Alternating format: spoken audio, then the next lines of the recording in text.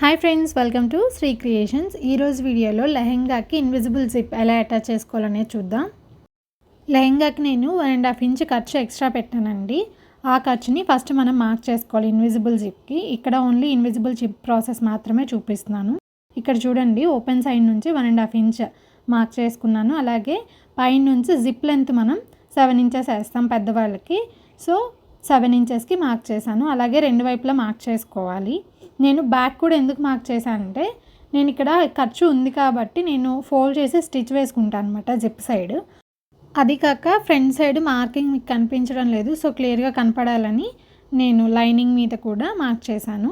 ఇప్పుడు ఫస్ట్ ఏం చేస్తానంటే, మార్క్ చేసిన దగ్గర లైనింగ్ బ్యాక్ సైడ్ నుంచి ఆ 7 ఇంచెస్ వరకు మాత్రమే డబుల్ ఫోల్డ్ చేసుకొని ఒక స్టిచ్ వేసుకోవాలి. ఎందుకంటే మనం జిప్ వేసిన తర్వాత తీస్తూ వేస్తూ ఉండేప్పుడు దీనికి పీచులు వస్తాయి కదా సైడ్స్, అవి వాటి వల్ల జిప్ ఫెయిల్ అవ్వకుండా ఉండాలంటే ఫస్ట్ ఇలా లాక్ చేసుకోవాలన్నమాట ఎడ్జెస్లో. సో అందుకని నేను డబల్ ఫోల్డ్ చేసేసి స్టిచ్ వేసుకుంటున్నాను.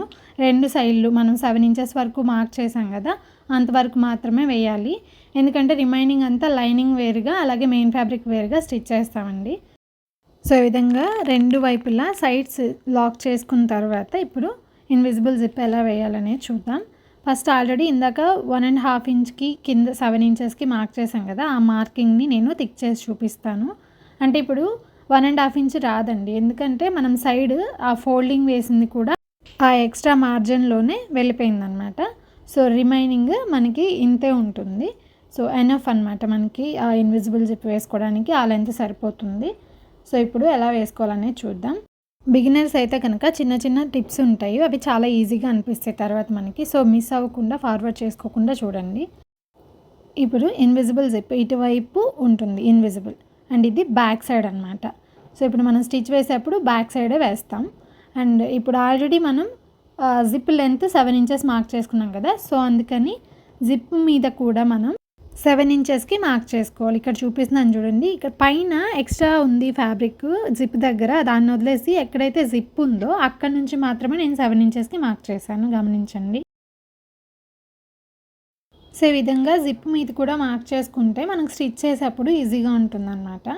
సో ఇప్పుడైతే బ్యాక్ సైడ్ మనం జిప్ బ్యాక్ సైడ్ ఉంది కదా, అటువైపు స్టిచ్ వేస్తాం. అండ్ ఈ జిప్ని మనం మెయిన్ ఫ్యాబ్రిక్ రైట్ సైడ్ మీద జిప్ యొక్క బ్యాక్ సైడ్ని పెట్టి స్టిచ్ వేస్తాం.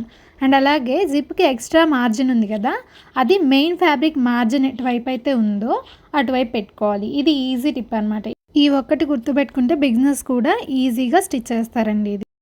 అండ్ తర్వాత కింద 7 ఇంచెస్కి మార్క్ చేసాం కదా, ఆ మార్కింగ్ దగ్గర జిప్ మీద మార్క్ చేసాం కదా, అవి రెండు కూడా మ్యాచ్ అవ్వాలన్నమాట.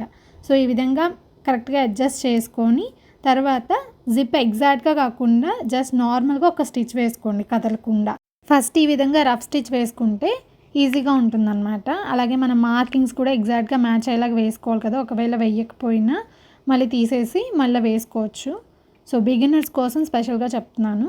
అండ్ 7 ఇంచెస్ దగ్గర డబుల్ స్టిచ్తో ఎండ్ చేసేసాను. ఇప్పుడు జిప్ పక్కన స్టిచ్ వేసుకోవాలి. ఇక్కడ చూడండి, క్లియర్గా చూపిస్తాను. జిప్ పక్కన గ్యాప్ ఉంటుంది, ఆ గ్యాప్ని మనం లాగి ఆ పక్కన అంతా స్ట్రైట్గా ఒక స్టిచ్ వేసుకోవాలి. ఆ గ్యాప్ని మీరు లాగకుండా స్టిచ్ వేస్తే కనుక ఫ్రంట్ సైడ్ ఇన్విజిబుల్ కాదు, జిప్ కనిపిస్తుంది అనమాట. సో ఈ ఒక్కటి గుర్తుపెట్టుకోండి, ఇలా లాగి వేయకపోతే మీకు ఫ్రంట్ సైడ్కి జిప్ కనిపిస్తుంది. ఇలా లాగి దాని పక్కనే కనుక స్టిచ్ వేస్తే మనకి ఇన్విజిబుల్ ఫీల్ అనేది వస్తుందన్నమాట ఫ్రంట్ సైడ్. ఈ స్టిచ్ కూడా మనం మార్క్ పెట్టుకున్నాం కదా 7 ఇంచెస్ దగ్గర, అక్కడ వరకు మాత్రమే స్టిచ్ చేసుకోవాలి.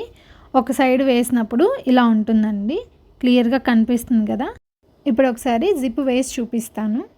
అంటే ముందే మనం చెక్ చేసుకుంటే రెండో వైపు వేసేప్పుడు పర్ఫెక్ట్గా ఉంది లేదు, ఇదే ఫాలో అవ్వాలా లేదా అనేది చూసుకోవడానికి అంతే. సో చూడండి, ఒకవైపు క్లియర్గా బాగా వచ్చిందనమాట. అండ్ తర్వాత ఇప్పుడు సెకండ్ వైపు ఎలా వేసుకోవాలనేది చూద్దాం. ఇక్కడ కూడా చిన్న టిప్ ఉంటుందండి, దీన్ని జాగ్రత్తగా గమనిస్తేనే మీరు జిప్ వేసేప్పుడు ఫెయిల్ అవ్వకుండా ఉంటారు. సో ఇక్కడ చూడండి, జిప్ ఇటు సైడ్ ఉంది కదా, జిప్ సైడ్ ఉంది కదా, దాన్ని వీడియోలో చూపిస్తున్నాను చూడండి. ఒకసారి అలా తిప్పాలి, కొంచెం ఒక మెలక తిప్పిన తర్వాత ఇప్పుడు కరెక్ట్గా ఉంటుంది, ఇన్విజిబుల్ కనిపించేట్టు ఉంటుంది. ఇప్పుడు సెకండ్ సైడ్ ఉంది చూడండి, దాన్ని ఒక్క టర్న్ చేయాలన్నమాట. ఇలా ఒక్కసారి ఇలా రివర్స్ చేసుకోవాలి. ఇక్కడ ఇంకొక విషయం గమనించాలి ఏంటంటే, మెయిన్ ఫ్యాబ్రిక్ ఎక్స్ట్రా మార్జిన్ ఎటువైపు అయితే ఉందో జిప్ యొక్క మార్జిన్ కూడా అటువైపే ఉండాలి. అండ్ అలాగే 7 ఇంచెస్కి జిప్ మీద ఫ్యాబ్రిక్ మీద మార్క్ చేసాం కదా, అవి రెండు కూడా మ్యాచ్ అవ్వాలి. ఇలా అరేంజ్ చేసుకున్న తర్వాత పిన్స్తో సెక్యూర్ చేసుకోండి. స్టిచ్ అయితే వేయకండి, ఒకసారి చెక్ చేసుకోవాలి కదా. మళ్ళీ చెక్ చేసుకున్న తర్వాత కరెక్ట్గా ఉందనుకుంటేనే మనం స్టిచ్ వేసుకోవాలి. సో చూడండి, కరెక్ట్గానే ఉంది. సో ఈ విధంగా రీచెక్ చేసుకున్న తర్వాత స్టిచ్ వేసుకుంటే పర్ఫెక్ట్గా వస్తుందన్నమాట. సో ఇప్పుడు ఆల్రెడీ మనం పిన్స్తో సెక్యూర్ చేసాం కదా, అక్కడ ఒక రఫ్ స్టిచ్ వేసుకోండి. ఫస్ట్ టైం వేసాం కదా, అలాగే వేసుకోండి. మీరు ఎక్స్పర్ట్ అనుకుంటే కనుక ఒకేసారి జిప్ పక్కన కూడా స్టిచ్ వేసుకోవచ్చు. సో ఈ విధంగా రఫ్ స్టిచ్ వేసిన తర్వాత ఆల్రెడీ చెప్పాను కదా, జిప్ పక్కన మనకి కొంచెం గ్యాప్ ఉంటుంది కదా. ఇప్పుడు మళ్ళీ సేమ్ లెఫ్ట్ సైడ్ ఎలా అయితే చేసామో అలాగే ఆ గ్యాప్ని పక్కకి లాగి జిప్ పక్కనే ఒక స్టిచ్ వేసుకోవాలి.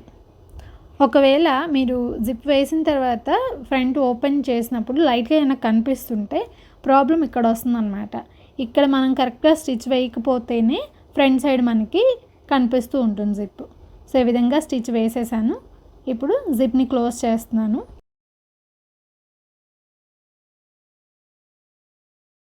సో ఫ్రంట్ సైడ్ అయితే చూడండి ఎంత నీట్గా, అసలు జిప్ ఉందా లేదా అన్నట్లుగా ఉంటుంది. ఇంత నీట్ ఫినిషింగ్ వచ్చేస్తుంది అనమాట. అండ్ ఇప్పుడు నెక్స్ట్ ఎక్స్ట్రా జిప్ ఉంది కదా, దాన్ని కట్ చేసుకోవాలి. కట్ చేసే ముందు ఎక్స్ట్రా ఎంతైతే కట్ చేయాలనుకుంటామో దానికి పైన రఫ్ స్టిచ్ వేసుకోవాలి. జిప్ ఓపెన్ అవ్వకుండా ఉంటుంది మనం పైనుంచి తీసినప్పుడు. సో ఈ విధంగా స్టిచ్ వేసుకున్న తర్వాత ఎక్స్ట్రా జిప్ని కట్ చేసేసుకోవాలి. సో జిప్ అటాచ్ చేసిన తర్వాత బ్యాక్ సైడ్ అయితే ఇలా ఉంటుంది. దీనికి ఇంకా ఫినిషింగ్లు ఉన్నాయండి. దానికంటే ముందు బాటమ్ ఫినిషింగ్లు చూద్దాం. ఇక్కడ మెయిన్ ఫ్యాబ్రిక్, లైనింగ్ ఫ్యాబ్రిక్ని రిమూవ్ చేసేసి పక్కకనేసి మెయిన్ ఫ్యాబ్రిక్ మీద ఇక్కడ మనం జిప్ వేసేటప్పుడు అక్కడ డబుల్ స్టిచ్తో ఎండ్ చేసాం కదా, అక్కడి నుంచి కరెక్ట్గా అక్కడి నుంచి డబల్ స్టిచ్తో స్టార్ట్ చేసేసి మెయిన్ ఫ్యాబ్రిక్ మీద ఫస్ట్ మెయిన్ ఫ్యాబ్రిక్ మీద వేసుకోవాలి. అక్కడి నుంచి డబల్ స్టిచ్తో స్టార్ట్ చేసి ఎండ్ వరకు స్టిచ్ వేసుకోవాలి.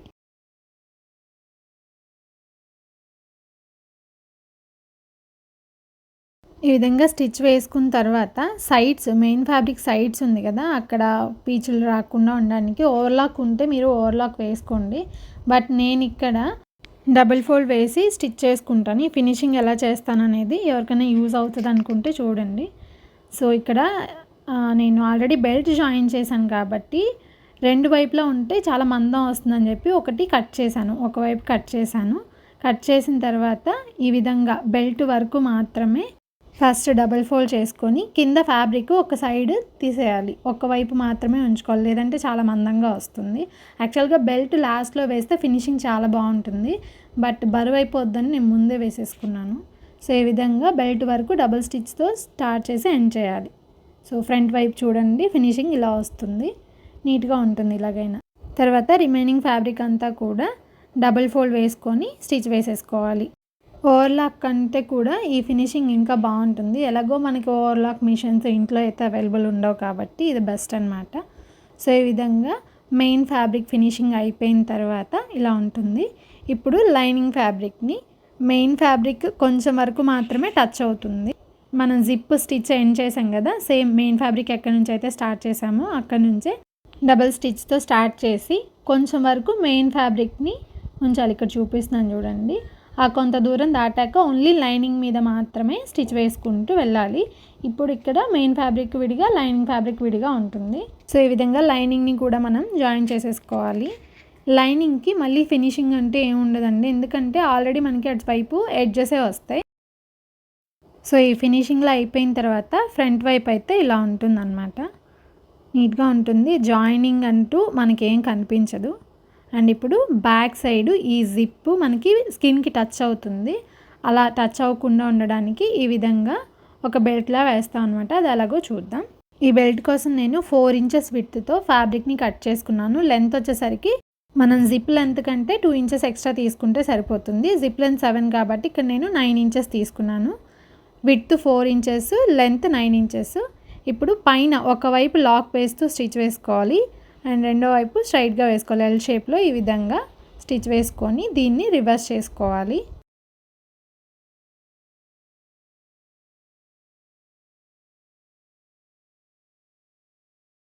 ఈ విధంగా బెల్ట్ రెడీ చేసుకున్న తర్వాత జిప్ ఓపెన్ చేసుకొని మన లెఫ్ట్ హ్యాండ్ సైడ్ ఏ పార్ట్ అయితే ఉంటుందో దాని వైపు జిప్ ఎక్స్ట్రా మార్జిన్ ఉంది కదా అది ఓపెన్ చేయాలన్నమాట. దాని మీద ఈ బెల్ట్ని అరేంజ్ చేసుకోవాలి. ఇలా అరేంజ్ చేసుకునేప్పుడు పైన ఒక 1/2 ఇంచ్ డౌన్కి పెట్టాలి ఈ బెల్ట్ని. ఎందుకంటే ఈ పైన మళ్ళీ బెల్ట్ వేస్తాం కదా 1/2 ఇంచ్ అందులో పోతుంది, లేదంటే బెల్ట్ కూడా లాక్ అవుతుంది. సో ఈ విధంగా 1/2 ఇంచ్ డౌన్కి అరేంజ్ చేసుకొని అలాగే జిప్ ఎక్స్ట్రా మార్జిన్ వైపు ఈ బెల్ట్ని పెట్టి ఒక స్టిచ్ వేసుకోవాలి. ఎండ్లో ఓపెన్ ఉంది కాబట్టి దాన్ని డబుల్ ఫోల్డ్ చేసుకోవాలి. లోపలికి ఫోల్డ్ చేసేసి నీట్ ఫినిషింగ్ కోసం ఇలా డబుల్ ఫోల్డ్ చేసుకొని స్టిచ్ని ఎండ్ చేసుకోవాలి అక్కడ వరకు. సో ఫైనల్ ఫినిషింగ్ అయితే ఇలా ఉంటుంది. జిప్ వేసినప్పుడు జిప్కి మన స్కిన్కి మధ్యలో ఈ బెల్ట్ అనేది వస్తుంది. మనకి కూడా ఎలాంటి ఇరిటేషన్ అనేది ఉండదన్నమాట. సో ఇదండి ఫైనల్ లుక్.